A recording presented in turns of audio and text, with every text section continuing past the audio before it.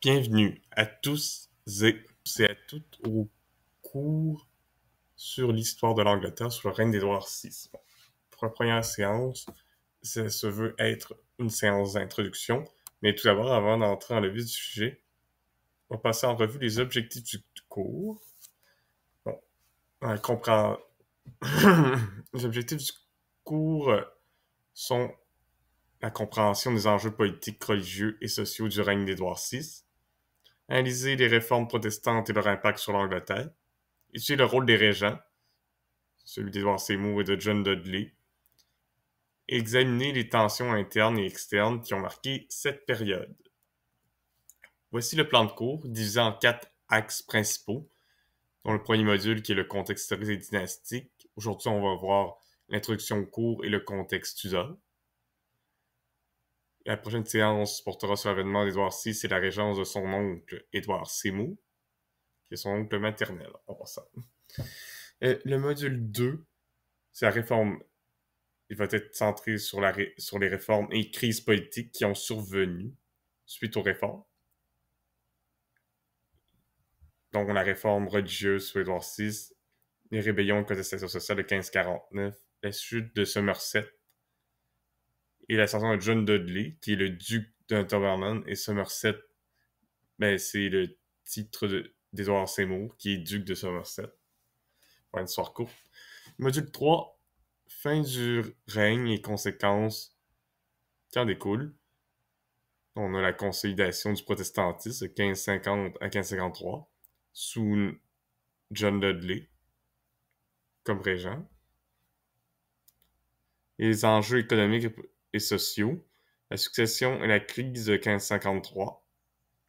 Le module 4, ce sera un bilan du règne et historiographie. Bon, on va voir les différentes interprétations historiographiques du règne du jeune roi Édouard Tudor. Et la conclusion du cours, ainsi que les débats historiographiques. Bon, la séance 1, introduction au cours et contexte Tudor. On va d'abord parler de la présentation. C'est une brève période, qui est le règne d'Édouard VI en Angleterre, mais cruciale, qui s'étend de 1547 à 1553. Ce règne est marqué par une régence et des transformations religieuses profondes, soulève des questions essentielles sur la gouvernance, la réforme et l'instabilité politique. Pourquoi étudier Édouard VI? Son règne marque une accélération du protestantisme en Angleterre. C'est une période des crises sociales, économiques et politiques, et elle illustre les défis d'un règne sous minorité et la rivalité des régents. Dans la séance, on va voir la dynastie Tudor d'Henri VII à Henri VIII et l'héritage d'Édouard VI, situation politique, religieuse et économique en 1547. Ensuite, la question de la succession. D'abord, l'introduction. D'abord, l'introduction. Il est essentiel de comprendre que le contexte dynastique et politique qui a mené à l'avènement jeune Édouard VI. Nous allons donc revenir sur l'histoire des Tudors en nous concentrant sur les règnes de son grand-père, Henri VII, et de son père, Henri VIII. Pourquoi cette période est-elle importante? Elle marque la fin du Moyen-Âge et le début d'un État centralisé et puissant. Elle est dominée par des conflits religieux qui façonnent l'Angleterre moderne. Elle met en évidence les défis d'un roi mineur et l'instabilité d'une succession sans héritier direct. Sans héritier direct, ça veut dire que le monarque régnant n'a pas eu d'enfant qui peut prendre la succession. Nous allons voir comment, en l'espace de quelques décennies, l'Angleterre passe d'un royaume en reconstruction, soit Henri VII, à un royaume profondément divisé, soit Henri VIII, avant de tomber aux mains d'un jeune roi de 9 ans, Édouard VI. D'abord, la dynastie Tudor. Henri VII Tudor, qui est ici, en bas à droite, qui est le fondateur de la dynastie Tudor. Bon, l'histoire des Tudors commence en 1485 à la fin d'une longue guerre civile connue sous le nom de guerre des Deux Roses. Ce conflit opposait les maisons de Lancastre et de York, deux branches de la famille royale Plantagenet, qui se disputaient le trône d'Angleterre. Et Henri VII Tudor descend de la maison de Lancastre et c'est une branche cadette des Lancastre qui va reprendre les prétentions au trône d'Angleterre de ses ancêtres. Ouais. Et lors de la bataille de Portsmouth, le dernier roi yorkiste, Richard III, qui est ici en haut à droite, est tué. Son vainqueur, Henri Tudor, devient alors roi sous le nom d'Henri VII.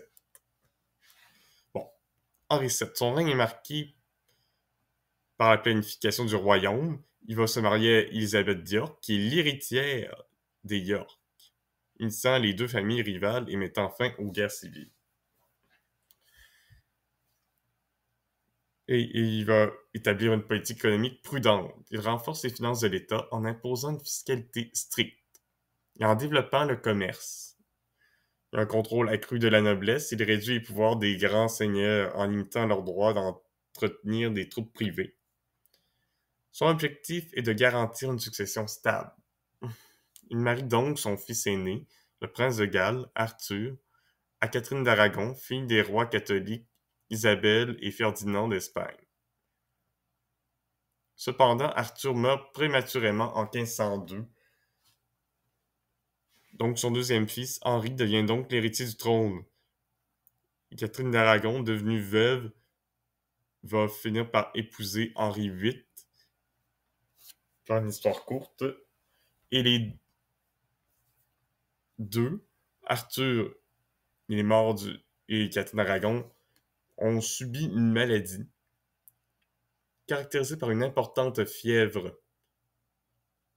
Faire une histoire courte, Arthur décède de cette maladie, tandis que Catherine y survit. Et à la mort d'Henri VII en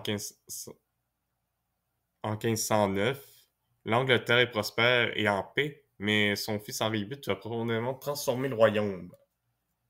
Et là, voilà Henri VIII. Bon, ok. La photo, je veux dire, la peinture date vers la fin de son règne, mais n'empêche.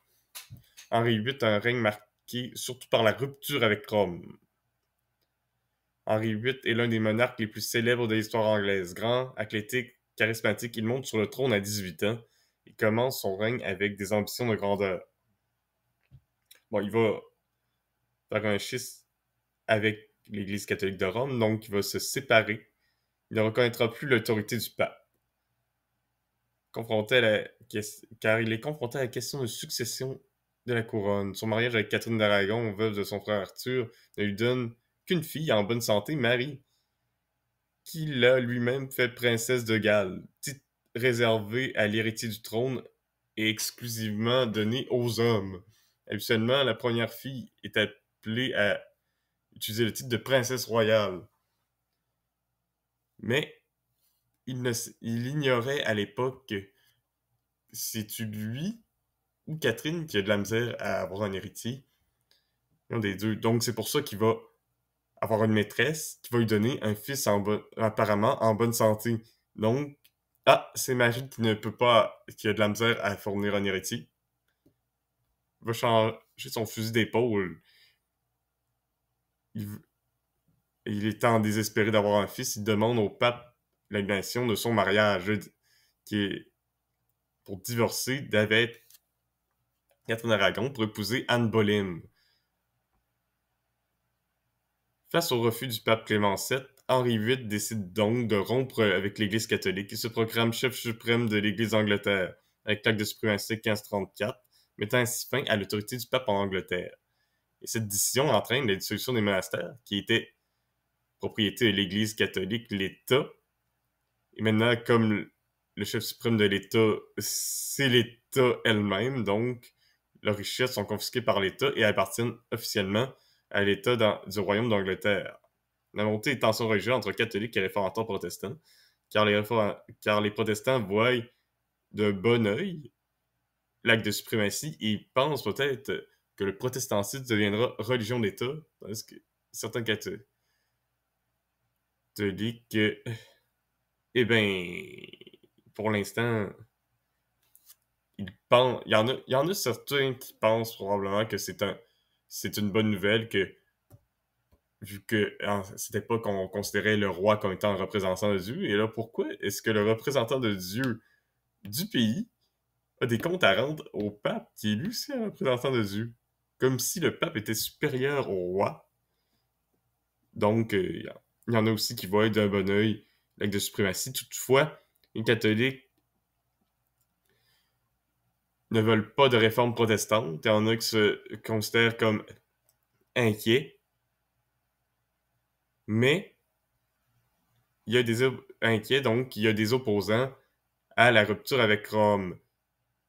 Mais Henri VIII fait taire ses opposants par l'exécution. Il va exécuter les opposants qui s'opposent à lui, comme Thomas More. Et là, ça va créer une succession compliquée, car Henri VIII se marie 6 fois, cherchant désespérément un héritier mâle. Finalement, Jeanne Seymour lui donne un fils, mais elle meurt peu de temps après. Édouard, né en 1537, avant de mourir en 1547, Henri VIII établit un ordre de succession. Donc, son fils, Édouard VI, qui est protestant, Marie, qui va finir par régner sous le nom de Marie Ier, fille de Catherine d'Aragon, qui est catholique. Elisabeth Ier, fille d'Anne Boleyn, protestante. Ses enfants. Ensuite, là, lui, il a mis dans son ordre de succession les nièces de sa sœur il a mis les descendants de sa sœur cadette en excluant sa nièce France Brandon et son autre nièce Eleanor Brandon. Toutefois, les nobles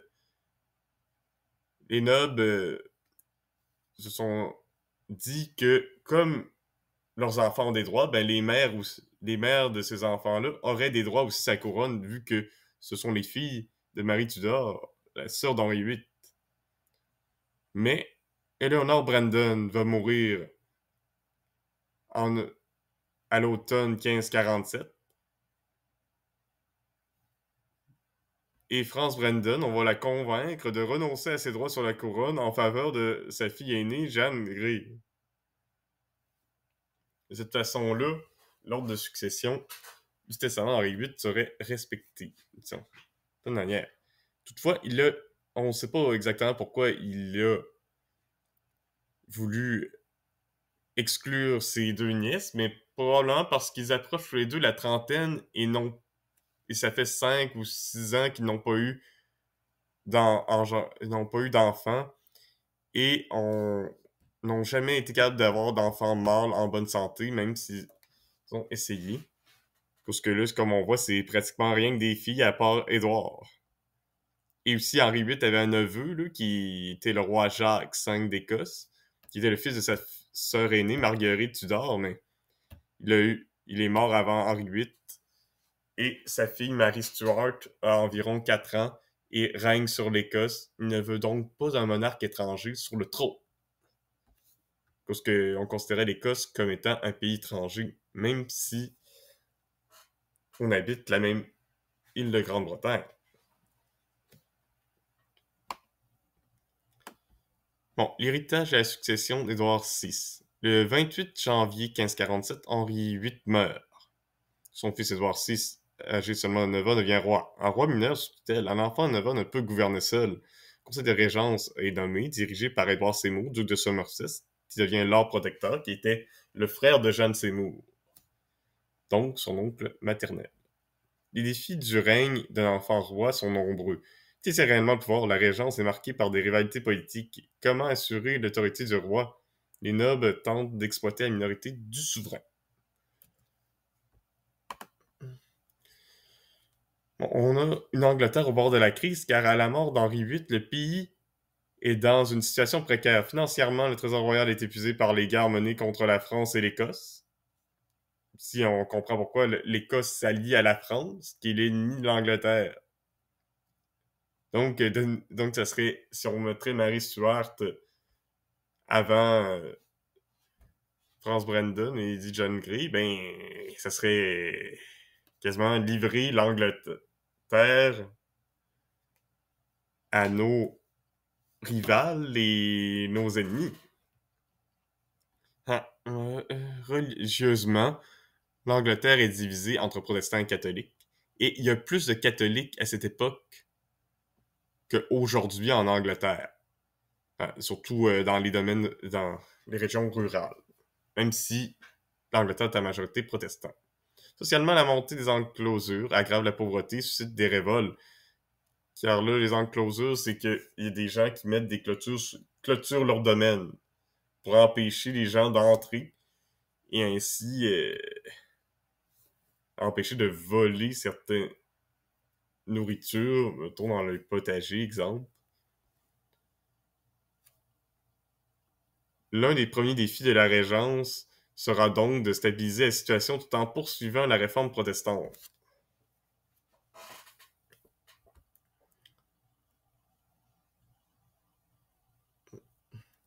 En conclusion, en 1547, l'Angleterre se trouve à un tournant de son histoire. Après 2 règnes marquants, celui d'Henri VII, qui a stabilisé le pays, et celui d'Henri VIII, qui l'a profondément transformé, un enfant accède au trône. Le règne d'Édouard VI sera déterminant pour l'avenir du pays.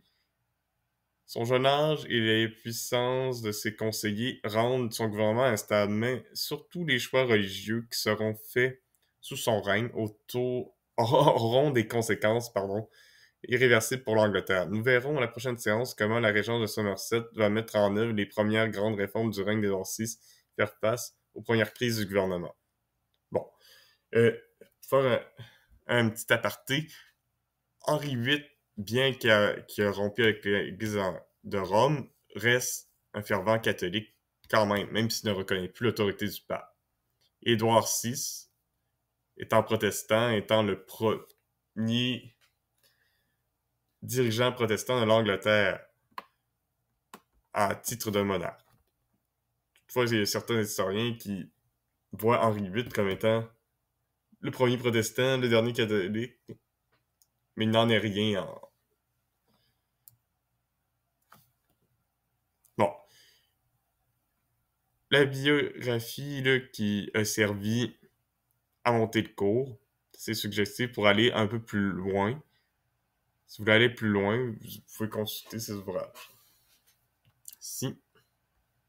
Bonne fin de journée. Et nous, on se voit à très bientôt.